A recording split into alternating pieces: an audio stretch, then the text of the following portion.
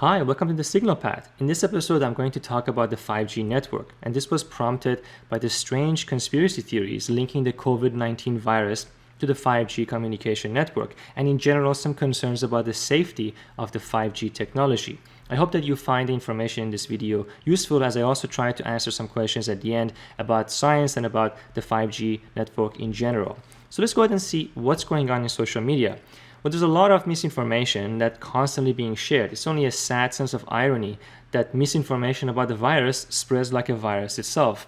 One of the top shared stories is that Bill Gates created the virus, which is of course ridiculous. His work in the domain of trying to help treat and test for the virus has been exceptional. But the second most shared piece of information seems to be that 5G causes the COVID-19 virus, which also is of course ridiculous. These things have nothing to do with each other. But this seems to have come about because of some relationship between the fact that 5G towers were installed in the Wuhan city at the same time the virus emerged. And there's some reports that Wuhan city is where the virus originated from, and therefore this must be connected. But of course, correlation doesn't mean causation, and these are completely separate entities, have really nothing to do with each other. But I think most of this comes about because people just don't understand what 5G is all about. And it is easy in times of fear to be concerned about these things and to want to solve it in some way. But the problem is getting more and more serious. In the UK, people have been burning 5G towers and have been threatening 5G engineers, and in fact have now been recently attacking 5G engineers because they're working on this technology. One of these graffitis says 5G Wi-Fi is bad, which is only sad because 5G Wi-Fi has nothing to do with the 5G cellular network, which is what they're afraid of in the first place. 5G Wi-Fi is the 802.11n wireless Wi-Fi communication standard, which operates at 5 gigahertz.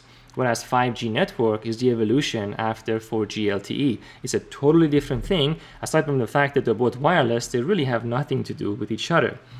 But this is not the first time people have been afraid of technology, and it certainly won't be the last time. In the early 1900s, when electricity was being introduced, people were really afraid of it. And this is one of the posters that was created at that time against the distribution of electricity. And there's some truth to this. If you're hanging in the cables at high voltage, you would have a bad time. In fact, this picture would be fairly accurate in that case. And you can sympathize with them. This is what streets used to look like from all the power lines and telegraph lines that were running around. Now, technology has moved on so much, regulations have changed so much that the streets don't look like this in most places. And you can see why people would be afraid of it. Now, this doesn't mean that electricity is not dangerous. It all has to do with how it's deployed. So there is some concern about, there's some truth about the fear, but of course it depends on how we use it. So why is 5G special? Why do we talk about 5G in a different way than we talked about 4G LTE or 3G? What is making it special? And in fact, the technology that we're trying to use in 5G is truly special, and it's very difficult to deploy, and that's one of the exciting parts about it.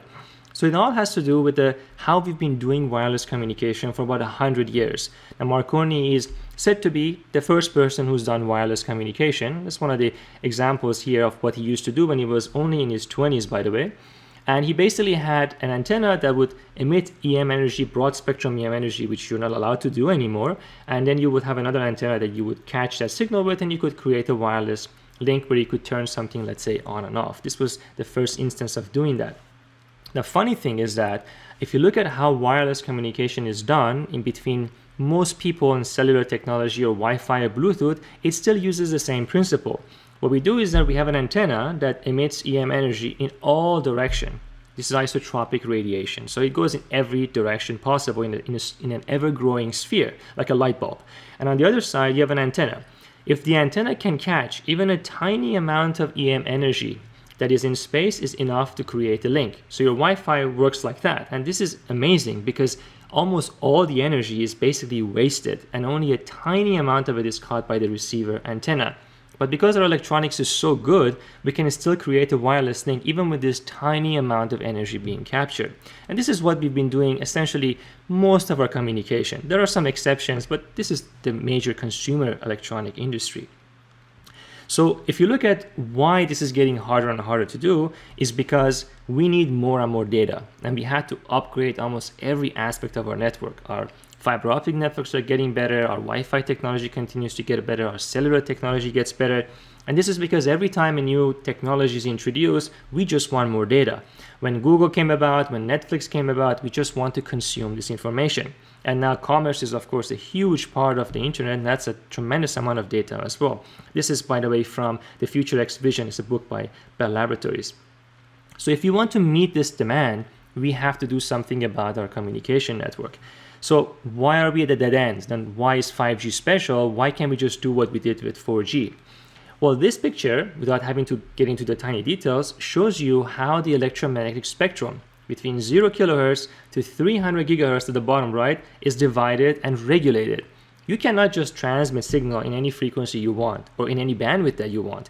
You have to fit the FCC regulation, let's say in North America here. So what makes this plot special is because it's on a logarithmic scale, which means that every one of these squares, as you go down this graph, even though they're the same width, they represent much more bandwidth. So you can send a lot more information in higher frequencies than you could at lower frequencies. So your Wi-Fi operates at 2.4 gigahertz, let's say. A lot of cellular communication is at sub 5 gigahertz, but there is no bandwidth left. All of that is consumed. We just simply have no more room to cram more information at those frequencies. So we have to go to what's called millimeter wave frequencies. And this millimeter wave frequency simply means that the frequency is high enough that the wavelength of the signal is now in the millimeter range, less than 10 millimeter, which starts at around 30 gigahertz.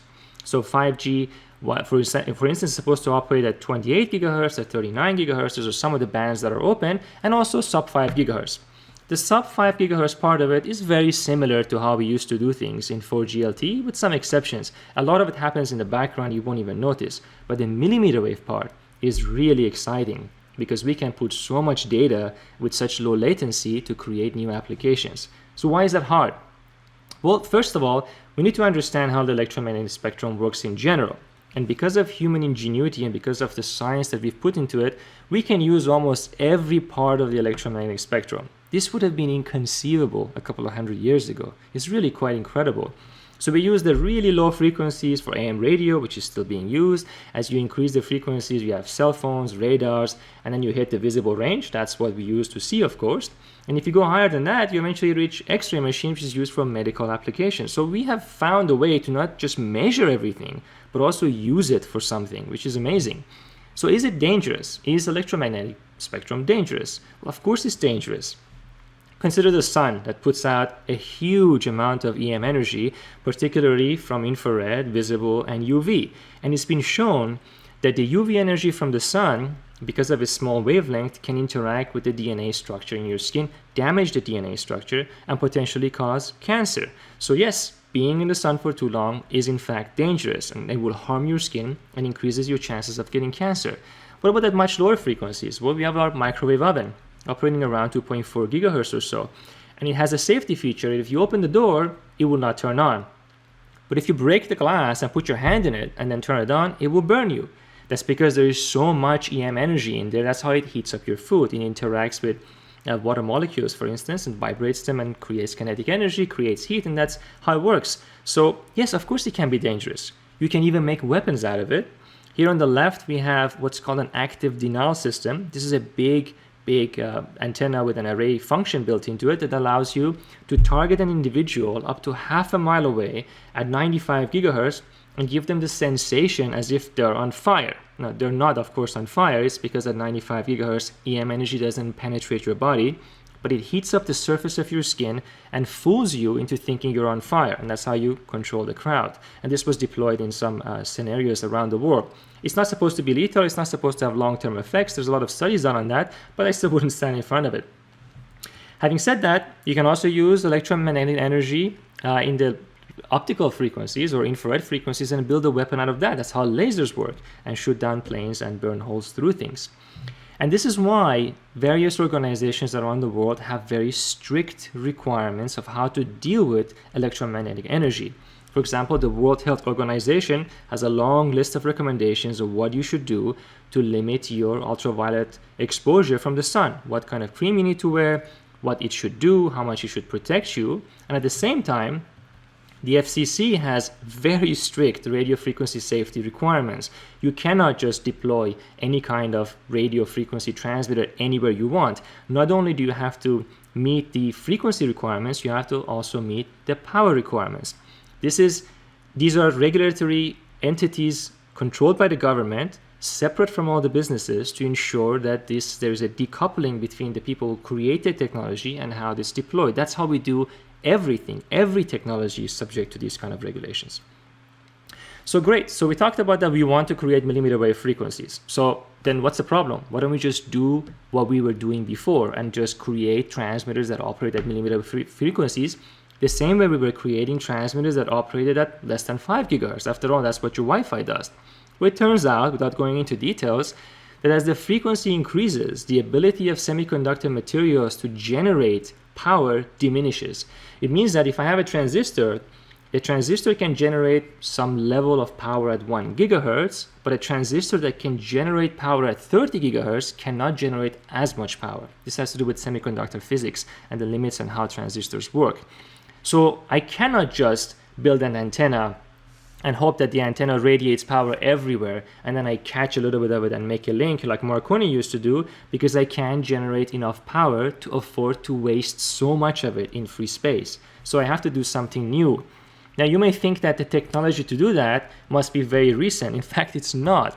It was created by Carl Braun in 1905, which is quite a long time ago. In fact, there was a Nobel Prize associated with that. This is called a beam-forming phased array. It just looks like a shack with 3 sticks around it, but in reality, these 3 sticks are antennas separated by a certain distance, and he could tune these antennas by moving these wires and do something that's called beamforming. How does that work? Well, in really simple terms, if I have lots of antennas and I can control how the signal gets to each antenna, and I change the phase of the signals appropriately, I can make the beams combine in the air and tilt them, as if I was taking a flashlight and moving the flashlight left and right.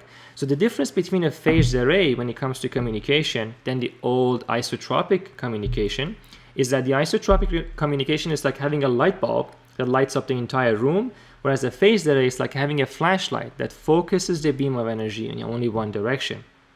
This is pretty amazing because you can move the beam around without having to move the antenna around. And that's a totally different thing, and this is because of destructive and constructive interference in the air. It's like ripples on a pond if you have multiple stones that you throw in at the same time. So this technology is amazing. And in fact, because of the fact this, by the way, has been around for a long time, a lot of satellite communications use it, but we're now trying to deploy it at mass scale. It's very different to build something where you only use it occasionally in a few places where the cost can be very high. It's a totally different thing if you want to deploy it for consumer applications. So I'm a little bit biased, of course, so I'm going to show you the example of a 95 gigahertz phased array that has been done at Bell Labs. This one has 384 active elements, and you can do beamforming, and you can see how tiny these things can be because the frequency is so high. Antennas get smaller and smaller. In a very small area, I can have tons of antennas and move the beam around and follow people around with the beam and give them the signal that they need. This means that I don't have to waste energy by sending the signals everywhere. I only send it to the person that I want to communicate with. So if there are 10 people that I want to communicate with, I just move the beam between them very rapidly. And from their point of view, they can't even tell that this is happening. All they're seeing is this signal giving them data. So a lot of other work, by the way, has been done in this space. I'm just using you the Bell Labs example. There is so much wonderful engineering in this space. So is it dangerous? Well, we can do some basic calculations. Let's go and calculate the free space path loss between 2 points. Free space path loss simply means that when a signal leaves an antenna, how much does it weaken by the time it reaches someone else at a certain distance? Let's only take 2 meters, right? So 2 meters, if you're standing only 2 meters away from an antenna operating at 28 gigahertz, there is 67 dB of loss. The signal is 5 million times weaker by the time it reaches you than when it left the antenna. That's how hard it is to make millimeter wave communication links work at all. The fact that we can do it is because of the incredible electronics we have created. It's not because we're putting out so much power at millimeter wave frequencies. We can't. The reason we're using phased arrays is precisely because we can't generate enough power. So there's so much reduction that you really don't have to worry about it. The fact that you can even get anything is a miracle. And also, even with this kind of loss at 2 meters, you're not allowed to go up against a tower. You're not allowed to put your face against a 5G transmitter. There are strict regulations of how far you can be. In fact, if you're standing in front of it, you would block the link completely and no one else can get any signal. So just simply by practicality, they're not going to be close to people. But even so, you're not allowed to go up into it. In fact, if you drive a 4G tower right now and stand in front of it, you can get harmed because they put out so much more power than you do at these frequencies. But they're also much higher. They also serve users much further, but you also cannot just climb and stand in front of it. In fact, the American Cancer Society has repeatedly addressed this issue, getting an aggregate of all the studies that have been done, and they repeatedly say the amount of RF energy that reaches individual users is so small that it does not interact with your biology. It cannot influence your body. It's so weak, and it's a non-ionizing radiation, and therefore you shouldn't have to worry about it. Now, this doesn't mean that we should stop doing any research. The research continues in this domain, and people look at this effect all the time. But let's put it in a different way. If you could build a 5G tower that could actually harm you, it would be an enormous engineering waste, because you wouldn't need to put out so much power to create a link. So no engineer in their right mind would create a system like that. And all the links of all these articles that I'm talking about are also available in this presentation, so you can go and check it for yourself. So millimeter wave, by the way, has been around for a long time. It's just that because of 5G, people are now thinking about it. Your car uses a 77 gigahertz radar module. You are being exposed to 77 gigahertz millimeter wave frequencies all the time, every time you pass in front of a fairly new car.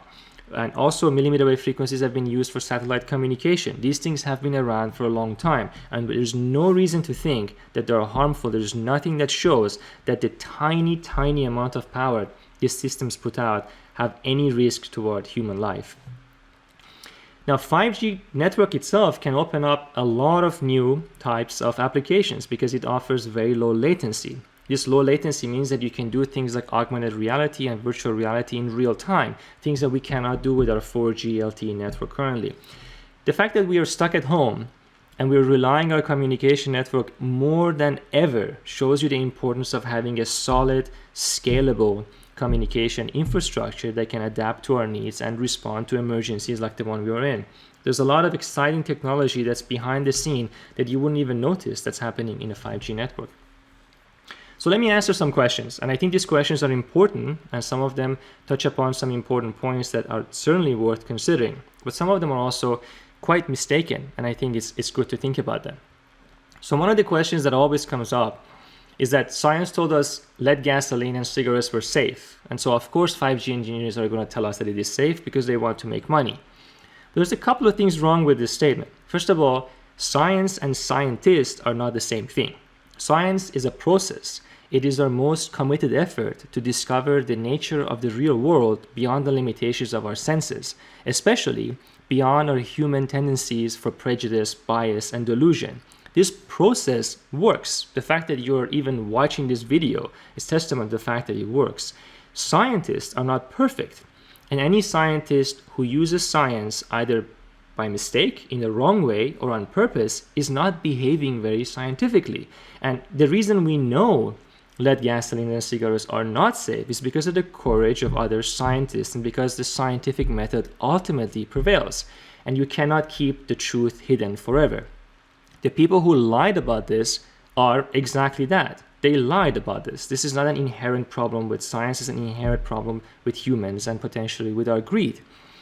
It is also true that if someone's salary depends on something, you're not going to rely on them to determine whether it's safe or not. This is why I don't do 5G safety testing as my job at the same time as building a 5G network.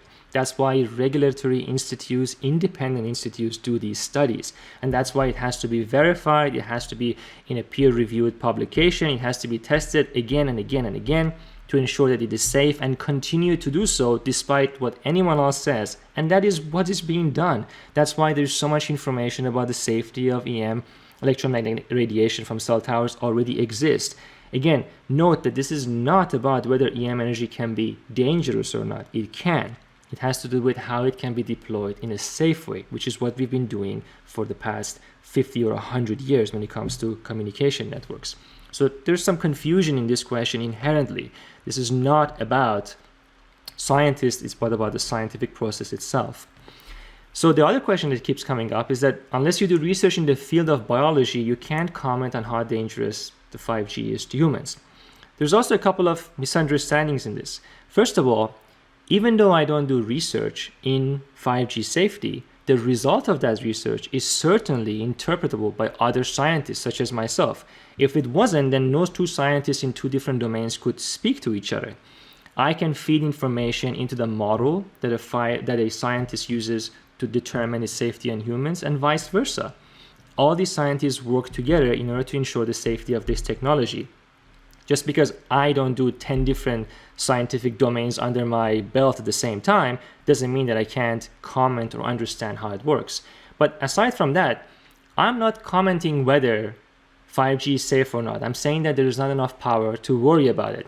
The analogy would be that I don't do research on skin cancer or safety of the sun on the skin, but I can tell you that you don't have to worry about getting sunburned in a dark room, which is exactly the scenario here. There's just not enough power for you to worry about. The other things that influence your body are much stronger than the amount of power you would get from a 5G tower. And finally, this question that keeps coming up is probably the most painful one to have to address. As science has been wrong so many times, and therefore science cannot be trusted. Again, it's so ironic that often this is in Twitter using an extraordinarily complex communication network based on scientific theory that this keeps being asked. So let me answer that with a couple of demonstrations here. So here's a photograph of me holding the world's first transistor from the Bell Labs archives. And this, you can see the transistor. Here's a bipolar transistor. Often people think this thing is much larger when they see the photo in books and so on, but it's really quite small. And this is the original one, and that's why I had to wear a white glove to hold it before it was put back into the display while they were doing some renovations. But the phone that was used to take my photo, which was the iPhone 6s at that time, has billions of transistors. And this is from 1947 to 2017. If science didn't work, you wouldn't have this.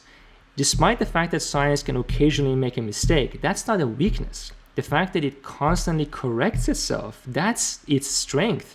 If it was never going to make mistakes, it wouldn't even be possible to have a scientific process. Of course, you're going to have wrong information. Science also has a direct influence on our perspective toward others as well as our planet.